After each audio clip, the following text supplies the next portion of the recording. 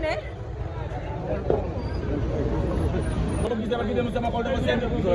dama leen lii sama sama monsieur Ablaye Thigo liggéey lu bëri wax tuuti bu la déggee da ngay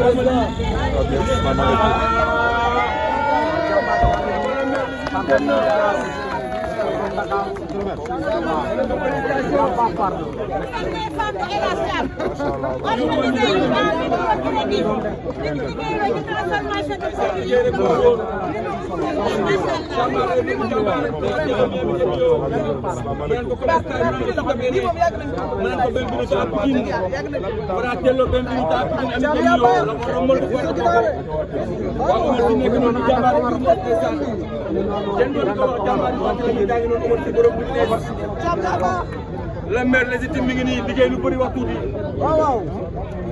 parce que buñ la déggee nga ne tey nga def yàlla yàlla wéral teel yi bi moo ñu ñor. ñu dem. ku ne xam ne mbiri la son excellence président Macky Sall waaye bu waree ñëw bi dañuy ñëw parce que Sénégal moo la ñor. ay wax day leer de. waaw. ñu yëngu ci kaw mooy góor sinon dañ naan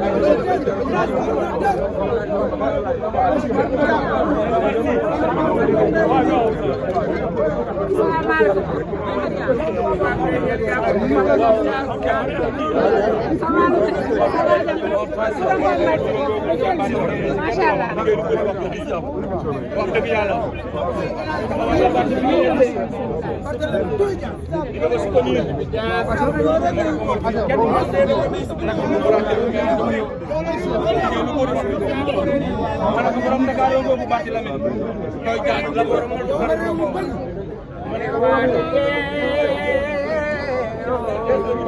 Barthélémy Toye Dias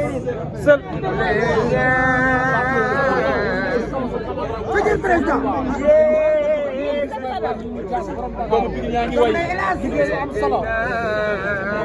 futur président de la République Barthélémy Toye Dias dégg nga message bi monsieur le maire dégg nga message bi léegi sa kaddu léegi loo wax léegi monsieur le maire. monsieur le maire jàmbaar la.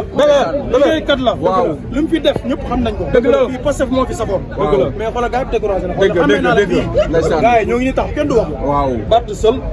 incha allah ndab bi day ñëw. ndox mi am na solo mooy sama maam. dëgg la kii xam na ko moo toppal bi Moustapha Niass. kii xam na li may wax. dëgg la turandoom papaay Madiaye Diouf lañ ma tuddee Ibou Diouf moo wàcc Fatick maire papaay Macky Sall Macky Gassama. son excellence man xaalisu politique lañ ma ngeen dee. dëgg la def si Diouf Ngom ancien ministre transport moom ak ko jur sama papa ñoo bokk ndey ak baay. man Kaolack laa ji ko yóbbu Madiaye Diouf papaay lañ ma tuddee kii day am ndam ci politique.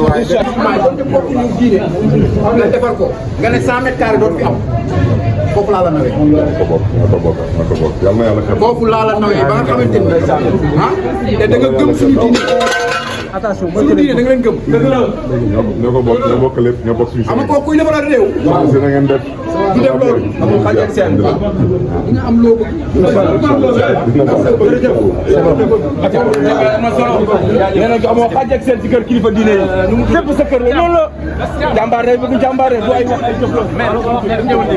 ñu gaal oto bi ne ma man la waa kër Barthélémy Dias et maire ma taxaw ñu ne ma jox ma soble pomme de terre. cey lii. jox ma. daa wër Sénégal jox ma ñaar dërëm. dëgg la. dama tëdd mënu maa neewoon ndax soble ba pomme de terre bi parce que fi ma fekk moo metti. ndeysaan. ma koy ñaanal nag li nga mën ren yàlla nga ko mën déwén. amiin kontaan nañ ci yow. macha allah yal na yàlla lafal cat. macha allah ñëw nuyu ko ñëw nuyu ko. yaa ko ñëw nuyu daal di dafa ñëw nuyu guddi googu dafa sax ci man. dëgg la waaye jox ma soble pomme de terre. Barthélémy Dias moo koy maye ma lekk ko ak sama waa kër mu sedd guy sama xol. noonu la ko mën si defee Pikine Est macha allah. ñu lay ñaanal nag keroog fii teg yëpp am keroog. dëgg la. ñu lay ñaanal nag. kon soble bëgg Sénégal. yal na yàlla sàmm yàlla suturaal la parce que dañu fekk fi métti nga jëlee ñu fa. yal na yàlla doon si dara. yaa xam li nga bëgg nag yàlla na ko yàlla defal. liggéey rek moo man damay toog wax ko. waaw. parce que daf ma jëlee fu métti. ni da ngay gore ma ñaar dërëm. dëgg yaa gore. mu ñëw jox ma soble pomme de terre. ma lekk ak sama njaboot kon dama koy wax. macha allah. kontaan nañ ci waa. macha allah dégg nga yàlla sagal yàlla tey maire liggéey lu bëri wax jël leen ay bëri d'abord xam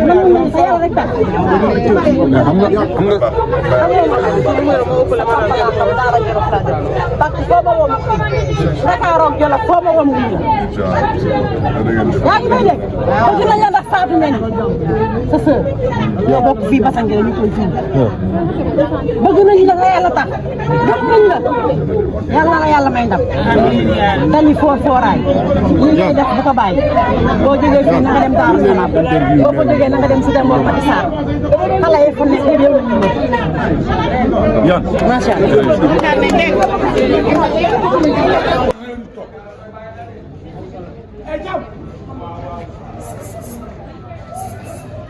allo allo waaw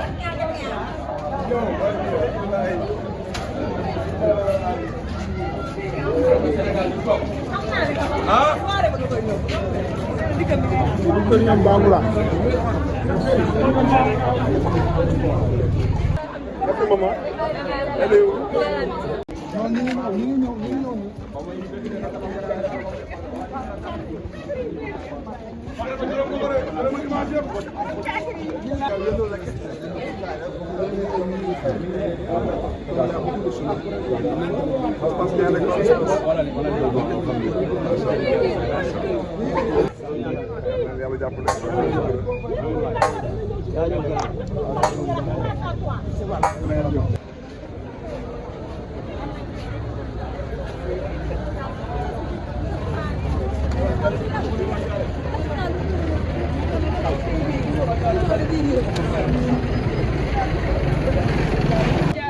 Falta plat. Sini sama waay. Boo duggee ginaar nga xam ni lépp dëgg la. waaye bu duggee bi nga xam ni lépp dëgg la. waaye bu duggee bi ngeen waaye bu ñëwee bi ngeen ñun bi ngeen lañ koy xaar. ak feneen ak feneen. liggéey moo wóor. nga jéggi naay de. bax bi nga jéggi naay de. léegi bu jéggi naay. bax bi nga jéggi naay. waaye yow Californie la tàmbalee mooy yoon bi day wàccee di ñëw fii ndànk-ndànk Californie la tàmbalee mooy buntu bi day wàcc rek ma ne ko Californie la tàmbalee rek ñuy wàcc liggéey rek moom woowu sura la mi andi kam yow jàmbaar yi baax ci jiino mais kenn yow macha Allah ma ne ko waa koñ daal di génn bu la ñëw rek dugg bu la ñëw rek dugg ay waay borom Dakar waaye wax kese rek liggéeykat yi moo tax ñu naan ko borom Dakar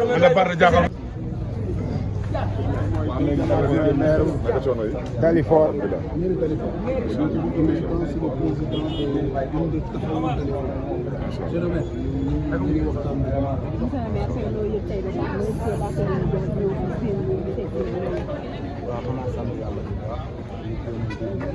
Bon, je pense que c'est pas la première fois. Voilà, très bien. bu nga xam ne ginnaaw yàlla Idrissa Diallo moo ñu dugal ci politique. ah léegi laa ko wax. bi ñu ci Idrissa Diallo dugalee ñu yor un mouvement qui s'appelle ànd taxawu suñu gox. kon je pense que ñu doon daje moom ci seen activités yi ñu daan am à Dakar.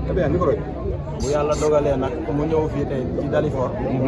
loolu mbégte la ci ñun. dëgg la. moo am fi aussi un responsable boo xam ne mat na responsable parce que Thiam avant-hier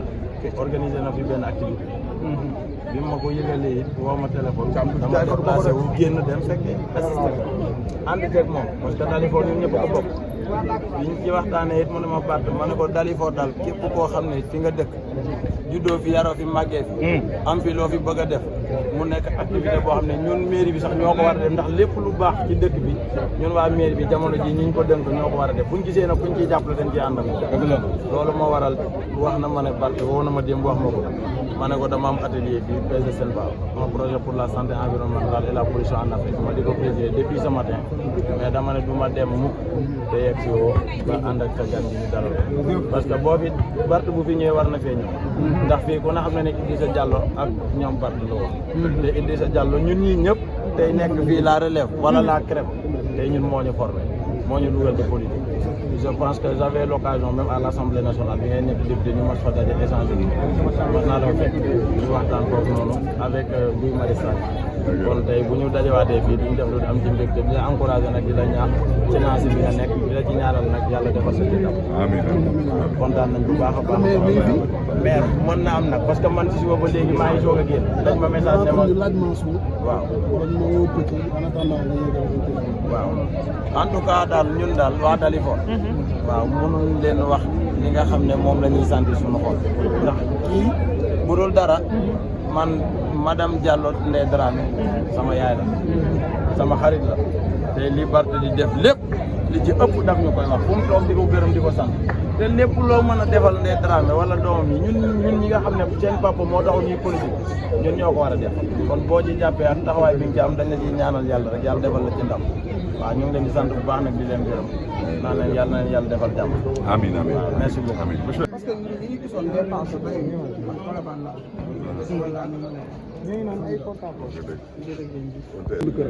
mais balaa muy dem incha allah bu ñëwee kër gi dina ko jot téléphone. jërëjëf. jërëjëf jërëjëf Diouf.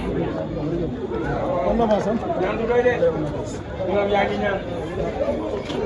bu ne ko ñaan du doy.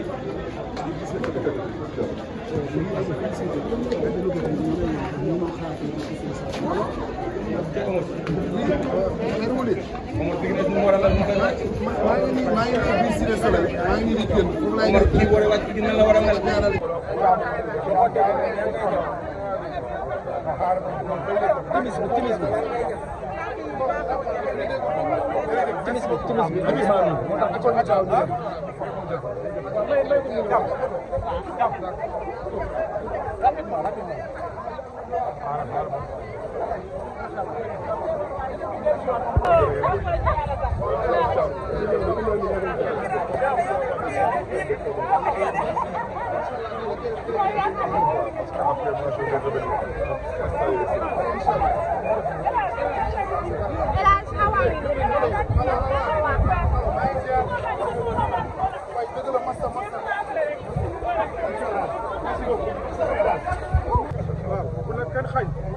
defal fi nga jàpp incha allah nañu ñaan yàlla yàlla yàlla may daw jàmmaar la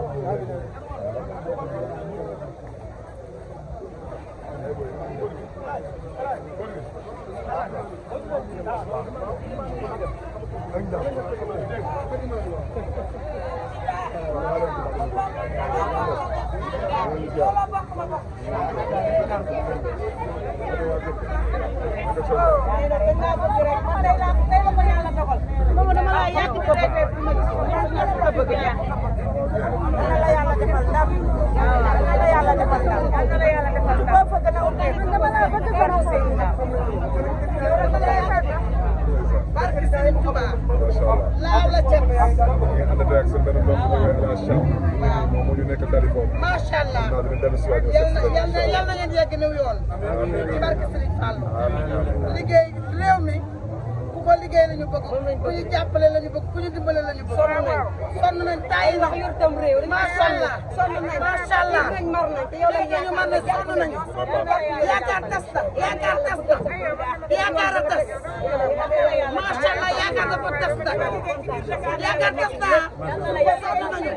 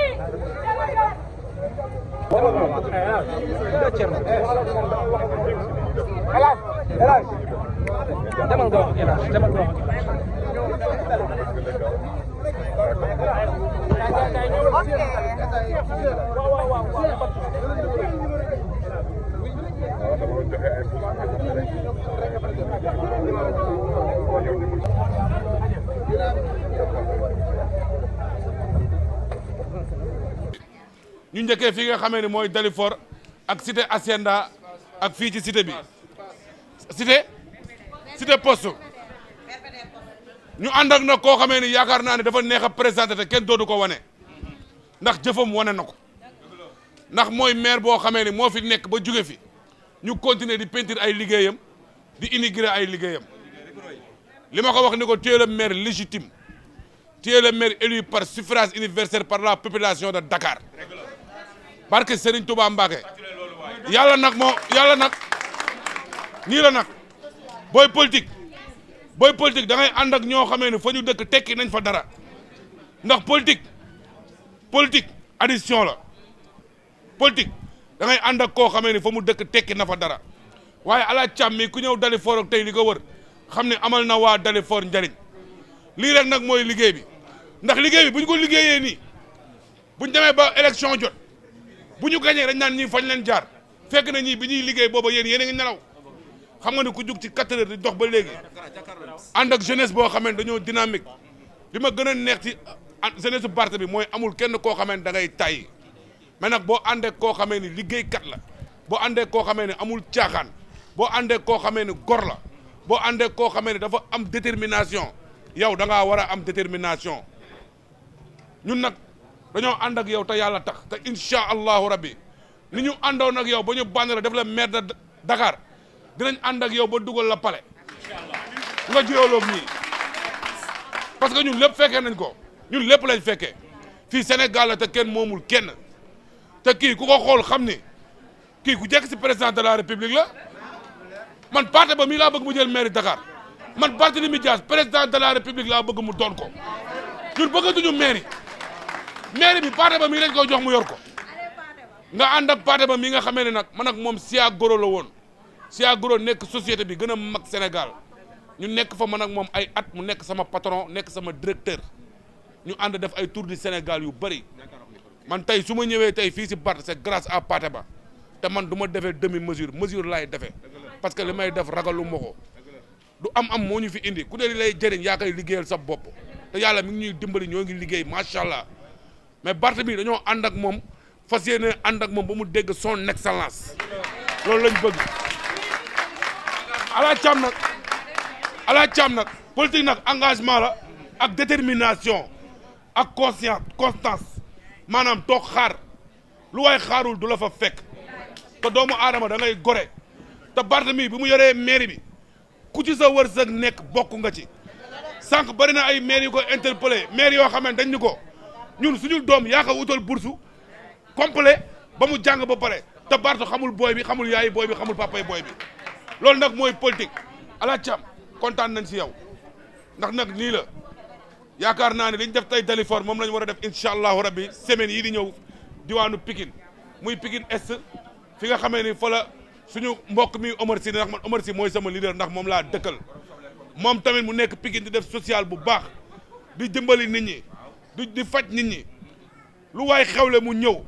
kon yaakaar naa ne boo ñëwee Pikine di nga xam ne Omar Sy dara la fa Thiam kontaan nañ si yow ndax bërki Demba Ndiaye consultation gratuite nga def Dalifort faj 300 personnes jox leen garab jox leen médicament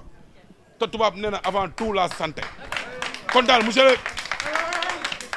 man Barth à part 2 jours moom son excellence laa lay woowee ndax man pour man tu es le président de la république man moom dooroo déggati Barth son excellence foo ko dégg xamal ne man la kon nag ñu ngi leen di jaajëfal sama yaay booy yéen ñu fekk si nii rek la bu leen kenn nax bu leen kenn yóbbu bu leen fëkk yóbbu ndax yaakaar naa ne ñuy rayante amuñu luñ joxe ku xiif du jox kenn mu lekk ku xiif bu la nee naa la jox nga lekk day lekk ba pare te ñun dañoo ànd ak koo xamee nag dafa suur ku ànd ak Ousmane Tanor Dieng parti socialiste nga nekk xale ñëw di xeex ba jël maire mu Sacré-Cœur moo tax ñi naan daa am ñu la def maire ñooñu xamuñu histoire yow dégg nga maire te booba ñoom déggaguñu maire ba ngay jël maire mu Sacré-Cœur booba xale bu ndaw nga nekk yow kase gëm sa bopp ànd ak sa détermination ba jël ko kon yow dégg nga maire bu yàgg yàlla na yàlla dolli xéwal yi léegi nag Thiam liñ naan ku jëm fépp munoo yàgg fenn te dañoo bëgg a dem fépp yow nag Dalifort gii bàyyi nañ la fi dénk nañ la waa Dalifort ku xewle wuy ji ko lu waay am ñëw si yow loo ci mën def ko ndax politique loolu kase la nit ñi boo leen yëgee ñu yëg la yaay booy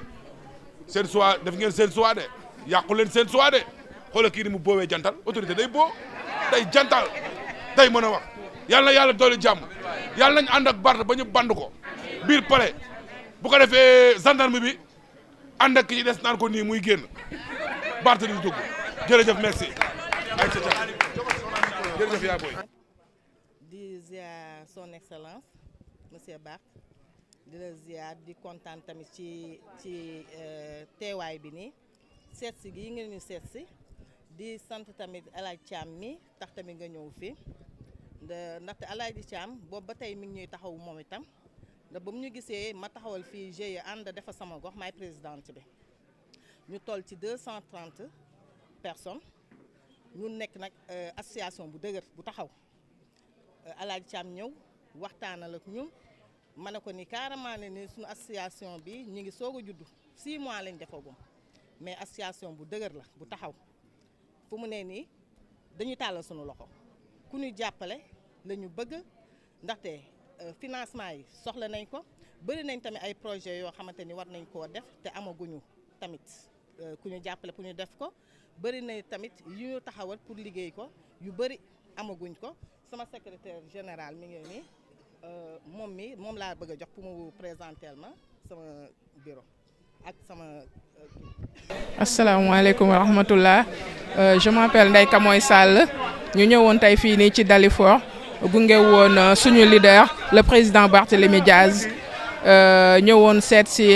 un de nos collaborateurs ki nga xamante ne ni mooy El Hadj Thiam ñu doon saafonteeg population Dalifort comme ni ko le président Barthélémy Diaz waxee dox mbokk dañu ñëwoon dox mbokk saafonteeg population bi di leen wax la xamante ne ni moo yëkkati mouvement bi tudd Sénégal bi ñu bokk Sénégal bu ñu bokk comme niñ koy waxee Sénégal la boo xamante ne ñun ñëpp a ko bokk président Barthélémy Diaz jiite ko ñun ñu nekk ay ndaw topp ci ginnaawam fas yéene koo jàppale incha allah parce que suñu objectif mooy 2027 ak 2029 incha allah fal président Barthélémy Diaz loolu mooy suñu tànk ñu di ci woo sénégalais yëpp nag xale yi les primo votants ñu ngi leen di woo jigéen ñi di woo suñu kilifa yi kilifa diine comme kilifa aada on appelle tout le monde au travail ñu ngi tàllal ñëpp suñu loxo di leen sàkku ñaan pour mouvement bi jëm kanam pour Sénégal jëm kanam président Barthélémy Diaz ku ko xam ne intérêt personnel taxu koo jóg déedéet parce que ku gis nu mu def Mermoz Sacré-Cœur gis nu mu def la ville de Dakar donc su waxee waa Sénégal ne dina changer si yéene wu ñu yem fii dinañ ko continuer dinañ dem partout ci Sénégal ci département yëpp ci région yëpp ñuy tàllal ñëpp seen suñu ay loxo wasalaam merci beaucoup jërë ngeen jëf merci. kon nag sama mbokk waa Tambacounda le Sénégal oriental di woo waa Tamba di woo département de Koumpentoum Goudiri Kidira Bakel Kédougou ñu ngi woo ñëpp di leen tàllal suñu loxo naan leen le président Barthélémy Diaz mu ngi ñëw puisque le Sénégal bi ñu bokk la ñu wax donc ñëpp ci la ñu bokk bàyyiwuñu benn région ci Sénégal particulièrement la région de Tambacounda ñu ngi woo ñëpp au travail surtout les jeunes les femmes tout le monde ñu ngi leen di woo di naan leen ñëw leen ci Sénégal bi ñu bokk puisque ñun ñoo ko bokk ñëw leen ñu jàppale le président Barthélémy Diaz mu liggéey Sénégal jëm kanam incha allah jërë ngeen jëf. Dakar ville de Dakar noonu la ko moom tamit liggéeyee fii Dalifort ba ñëpp kontaan ci loolu tamit ñu ngi koy duñu tàyyi mukk di ko wax parce que moom daan na wax sam papa bu mosoon ñëw ci mairie bi ni ko yow monsieur Thiam bul jël rendez-vous boo ñëwee bul wax ak secrétaire tu vas foncer directement nga ñëw ci sama bureau loolu ñoom ñaar amoon nañ ay relation vraiment intime yoo xamante ni amoon nañ ko lu weesu loolu man ak yow xamante nañ bu baax man ak sama benn camarade de classe Cheikh Tidiane Diallo nous étions ensemble dans la même classe au collège de la cathédrale et pendant plusieurs années parce que école boobu soo bokk ak nit école da ngay bokk ak nit ñoom pendant 7 ans pendant 8 ans pendant des années mën ngeen donc 3 mois kese moo leen di séparé man ak Cheikh Tidiane ñoo doon bokk di jàngi ñoo doon ñibbi seendoo seegool tijjee ñu passé ñun ñëpp ñu bokkoon même classe madame le maire tey ñi ngi ànd ak président mu ñëw pour feddali ay kóllëre feddali waat cofeelam bu baax a baax ci njabootu Idrissa Diallo samedi rek laa fi jógee maa ngi waxtaan ak Binta Khadija ak Aïssatou man liñ ma wax fii dafa mel ni dañ ma dóor bal parce que am na si loo xamante ni sax c'est une leçon de vie mënoon naa ko wax pour ñëpp xam ko mais incha allah ñoom dinañ jël kàddu gi parce que waxoon naa leen lii moom leçon de vie la parce que ñun ñëpp ñooy ànd di dund dee day ñëw am na si ñoo xam ne dañuy ànd ak nit ba nit génn àdduna seen amitié wala seen relation foofu la yem et tel n'est pas le cas entre la famille Idrissa Diallo et monsieur Barthélémy Diaz donc madame le maire maa ngi lay jaajëfal bu baax a baax ci accueil bi ñu réservé déjà ñu ngi jégalu tamit parce que waroon nañ ñëw depuis fii la ñu waroon njëkkee mais fépp foo dugg rek nit ñëppay kontaan nit ñëppay am mbégte di joxe seen sentiment envers monsieur Barthélémy Diaz monsieur son excellence mais bon ñu ngi lay bàyyi ak kàddu gi nga waxtaan ak waa Dalifort waxtaan ak dalal bu baax président.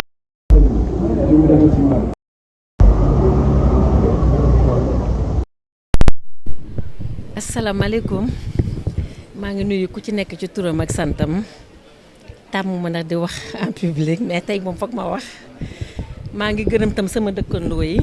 depuis 16h ñu ngi toog di xaar Barth fii ñu fi nekk ñëpp ku ci nekk daf ma naan dama bëgg Barth madame il faut nga indi utal ñu audience ci Barth am na benn jour sax mosoon naa woo Mami Nabe sax waxoon ko bu yéen a ngi ville de Dakar ak ñu nekk ci yeneen zone sax ma ne leen xam naa dañ koy def benn kii bu mag invité Barth nag comme ni ma waxee lii kóllëre la daal parce que bi Idrissa nelawee ba léegi dama bëgg ñëpp déglu ma parce que li may wax daf ma ñor bi Idrissa nelawee ba léegi Khalifa Sall dafay jël seen étude yi Cour Sainte Marie yeggali Barthélémy ñëw jël relève bi Aïssatou ngi nii ren lay def licence mu ngi IAM ñëpp xam nañ ne IAM ñaata la par weer moom mii moo ko doon fay Binta ñëpp xam nañ ni depuis papam décédé ku ndaw ki moo àndoon ak yéen dafa am blocage ci études yi ñu dem ba Cour Sainte Marie ne ma mënuñu ko bàyyi benn classe bu koy def 2 fois mais Barth bi mu ko yëgee daf ma convoqué ma ñëw këram ma ñëw ànd ak Aïssatou mu tombé jour boobu ñu ngi dem Cambérène législative yi mais ni mu xat-xat-xat daf ma recevoir ñu waxtaan li am na yoo xam ne sax mënoo ko wax ci biir mbooloo pour vous dire que rek c'est quelqu'un qui est très très humain mu ne ma ñun duñ fi nekk di seetaan njabootu Idrissa Diallo yenn moorloo ngi ne duma bàyyi ma fenn étude xale yi cantine ba seen transport yëpp Barthélémy moo ko mës a gérer jooyu ma dara chaque mois mu yëkkati ne ma am pour xale yi donc man ñun yàlla rek lañ lay bàyyi xam naa ne lii ñu def ni kóllëre mënoon na dugg Dalifort ba génn mais ne du ma dugg Dalifort tey dugguma kër Idrissa Diallo dëkkandoo yi ku ma ko wax rek ñu ne ma depuis 16h ñu ngi toog di xaar donc am na fi ay mouvement tamit ñoo xam ne dañu ñëw chaque fois ne ma dañu bëgg jàppale baax am na sax ku fi nekk ñeneen ñu dañu liggéey parce que teeluma ko yëg daal kii ñëwoon na fii samedi expliqué mais fan yëpp dama feebar ñi toog ñoo xam nañu fan yëpp dama tëdd mais dama forcé tey jóg mais bon ñu ngi ñaan yàlla lépp li ñuy mbëbët yàlla na ko yàlla def yàlla nekk li gën ci yow vraiment jàppale na sama njaboot waaw jooyu ma dara wax dëgg yàlla bi mu yëgee ne Binta dafa am blocage ci études yi mu ne ma il faut que ngeen génn Sénégal ñu dem moom mii moo ñu daggal bi ñu dem Dubaï mag xale yi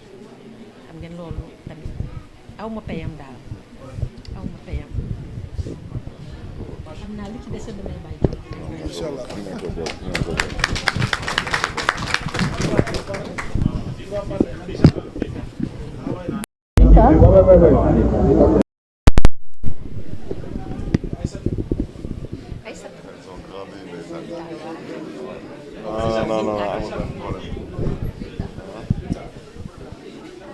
non bàyyi leen xale yi bàyyi leen xale yi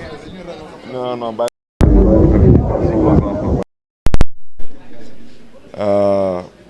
ginnaaw bu ñu sant yàlla man damay am mbégte ñëw tey ci kër gi maa ngi koy wax léegi nii madame Diallo ma ne ko les enfants ont grandi donc macha allah te yow madame Diallo nit ku baax nga nit bu am diine nga dafa am solo parce que vous avez traversé beaucoup d'épreuves dans la vie et vous êtes resté debout ku am diine rek moo mën a dund loolu donc yàlla na la yàlla fay sa xol sa taxawaay sa yéene sa pas-pas ci njaboot gi Idrissa Diallo lépp luñ fi def ci kër gi moom moo ñu ko ji loolu kese la du leneen nit ku baax la woon nit bu amoon diine la woon nit bu bëggoon ay mbokkam la woon te nit bu amoon kóllëre la woon man Idrissa fekk na ma fu nekk Idrissa fekk na ma ba fekk ma ci kaso te lu tax ma ne la Idrissa lépp lu ñu def rek moo ñu ko ji moom mi ngi ci dëgg ñun ñu ngi fii ci kaw suuf yàlla mën na seede donc xale yi tamit ñu ngi leen di encourager surtout la plus petite je me souviens bien ndeysaan de l'affection de l'amour que son père avait pour elle parce que papam sax da doon ñëw réunion da doon nekk ci oto bi ak papam donc da ko doon dem jëli ji école ñëw siège ndeysaan ñu doon def nos réunions donc ñoom tamit maa ngi leen di encourager ñu gën a góorgóorlu parce que comme je leur disais à l'époque vous n'avez pas le choix vous devez réussir pour la mémoire de votre père parce que votre père a tout sacrifié pour vous votre père a tout sacrifié pour sa famille donc lii la yàlla dogal wante d'où il est vous ne devez pas le décevoir da ngeen war a góorgóorlu école ngeen jàng bu baax ndax fu mu nekk mu am contenté ci yéen xale mën a dal ci yéen te je suis très heureux de voir tey que xale yi ñu ngi góorgóorlu école di avancer donc du ma bañ a damay bañ a guddal parce que j'espère que notre jeune frère El Hadj reviendra ici parce que comme noo ko xamee peut-être ñeenti weer ci ginnaaw dañu samp benn mouvement politique bu ñuy woowee Sénégal bi ñuy bokk moom nag yàlla dogal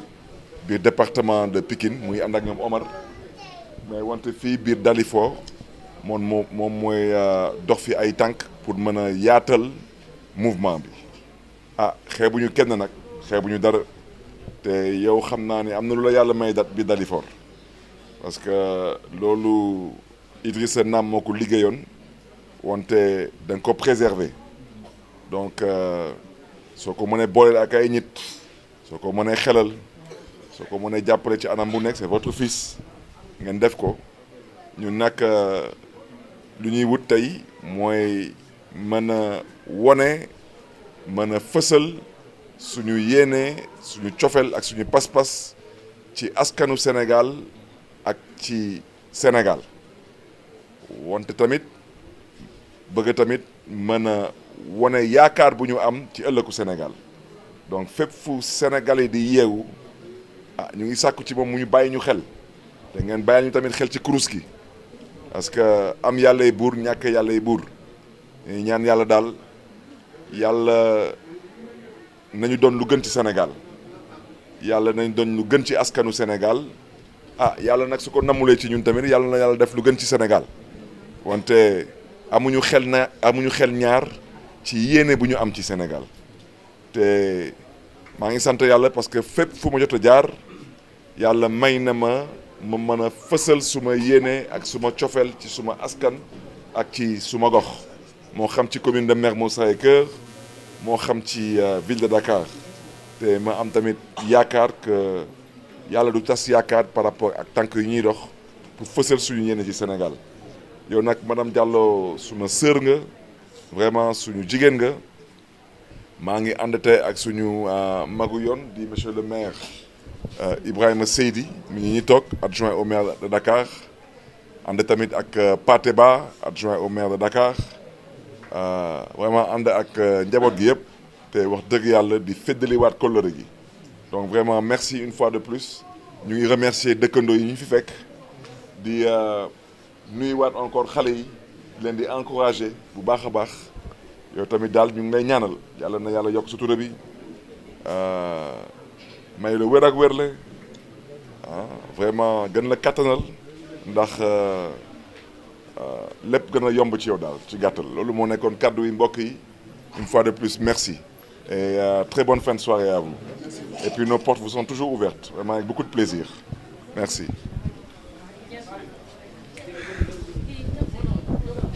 moo fi ne